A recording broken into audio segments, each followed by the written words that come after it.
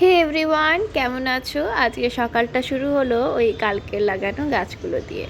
একটু করে জল দিয়ে দিয়েছি গাছগুলোতে, বেশ ফুলগুলো ভালোই ফুটছে মনে হচ্ছে। তো যাই হোক, এরপরে আমি আমার রোজকার ডিউটি শুরু করব। তো এই যে অ্যাপ্রন পরে নিচ্ছি, কারণ আমি প্রথমে অ্যাপ্রন পরার একদমই হ্যাবিট ছিল না, বাট এখন পরি। প্রথমত হচ্ছে যে প্রচণ্ড পরিমাণে জল আসে যখন বাসনগুলো ধুতে হয়, প্লাস খুব জামা নোংরা হয়ে যাচ্ছে, তো চকলেটে ভর্তি, ক্রিমে ভর্তি হয়ে যাচ্ছে, তো এই জন্য অ্যাপ্রন ইউজ করাটা বেস্ট।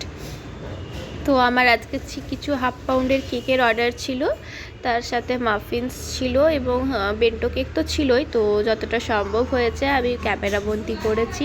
তোমরা দেখো, আশা করি ভালো লাগবে আর কিছু না কিছু শিখতেও পারবে। তো এই যে দেখো, চকলেট মেল্ট করে নিয়ে আমি এগুলোর কিছু গার্নিশ বানাচ্ছিলাম। চকলেট যখন মেল্ট করবে না, অলওয়েজ ওটাকে একটা রুম টেম্পারেচারে আনবে, ওই গরম চকলেটটাই রেখে দিও না।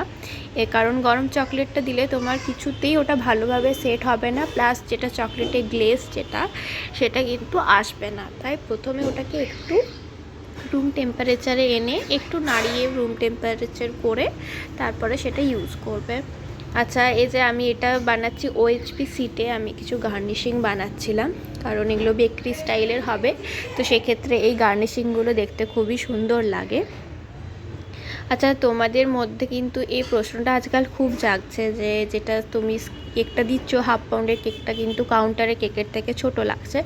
কিন্তু দেখো, আমাদের কাউন্টারের কেকে কিন্তু ক্রিমের পরিমাণ অনেক বেশি হয়, কারণ ওদের কেকটা হয় প্রিমিক্স দিয়ে, আর আমাদের কেকটা হয় স্ক্র্যাচ দিয়ে। আমাদের স্ক্র্যাচের স্পঞ্জের পরিমাণটা অনেক বেশি থাকে, মানে আমি পার্সোনালি স্পঞ্জটা অনেক বেশি দিই, আর আমাদের স্পঞ্জের ওয়েটটাও বেশি থাকে।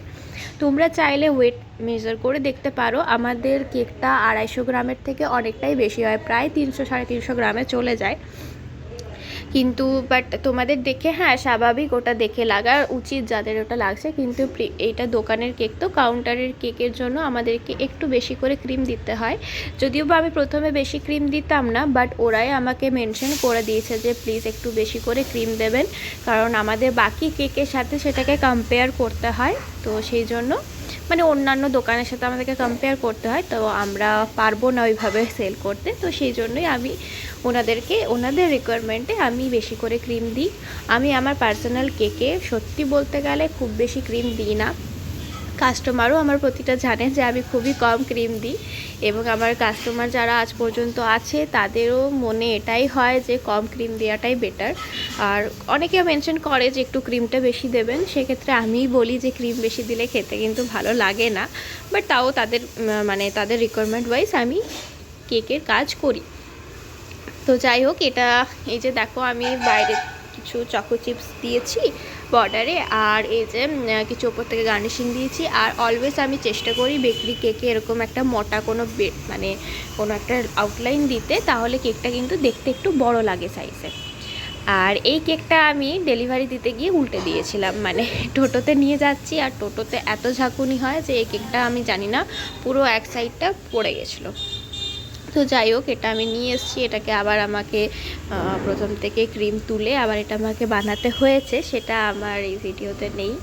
যাই হোক, তো এরপরে আমার আরেকটা এটা আর্জেন্ট অর্ডার ছিল, এটা স্ক্র্যাচেরই হাফ পাউন্ড, আর তারপরে কিছু মাফিন বেক করে আজকের মতো শেষ।